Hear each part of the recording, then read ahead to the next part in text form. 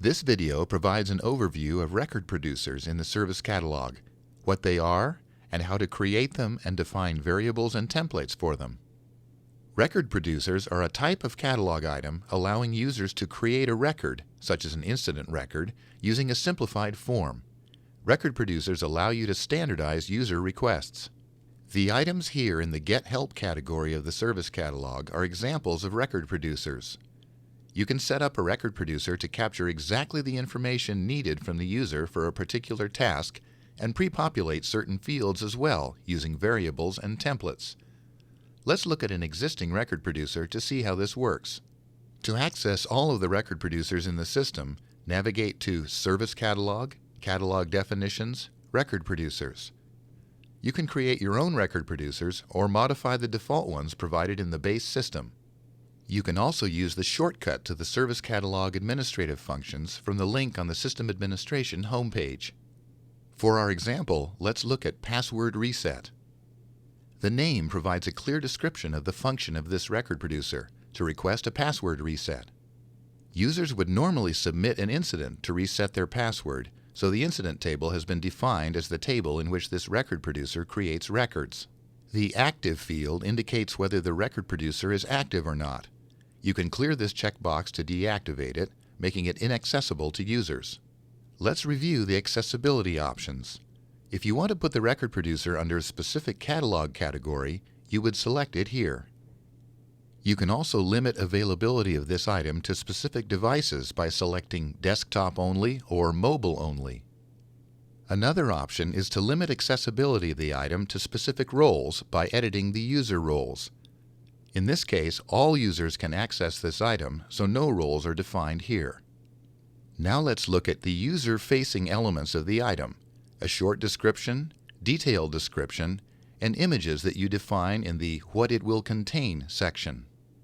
Note that you can upload different images for the desktop and mobile views. In our example, the icon and picture for the desktop view and mobile view are the same, as defined here in the Mobile Picture Type field. Now let's look at generated record data, which can come from either variables or a template.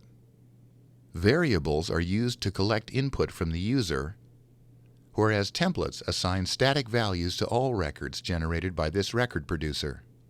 When needed, an execution plan can be used to automatically create fulfillment tasks associated with the new record. Record producers allow you to set execution plan conditions to limit the creation of these tasks. By setting specific conditions for each one of them, execution plans are covered later in this video series. Now let's look at variables that collect input from the user. The Order field allows us to specify the order of the variables on the form. You can edit this value directly in the variables list here or in the variable form. Variables will display in order from the lowest to the highest number. Let's take a closer look at one of these variables. Selecting the Map to Field option causes the variable value to be saved in a specific field of the record. In this example, the value is saved to the Caller field on the incident table. The Type field indicates the type of variable, which could be one of many options: a single-line text string, a checkbox, a choice list, or a reference field, like in our example, which references records of another table. Note that most types require further configuration, so you might have tabs like Question, Type Specifications, or Default Value display here. Cat item links the variable to the record producer we're looking at.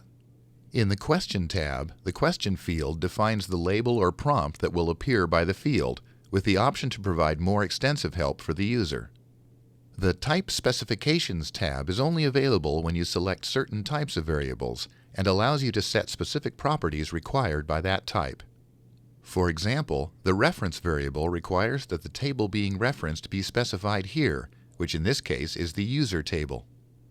The reference qualifier option here allows you to restrict the records that could be references by setting conditions on any of their fields. For example, you could create a condition that restricts reference records to users in a certain location.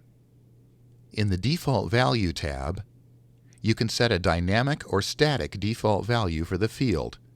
In our example, this value is set dynamically to the sender, which we can see here in the form from the user's perspective.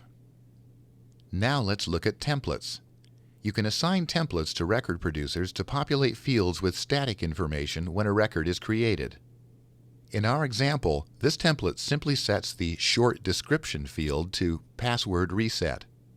In the user and group fields, you can specify a user and/or group who can configure and apply the template if applicable.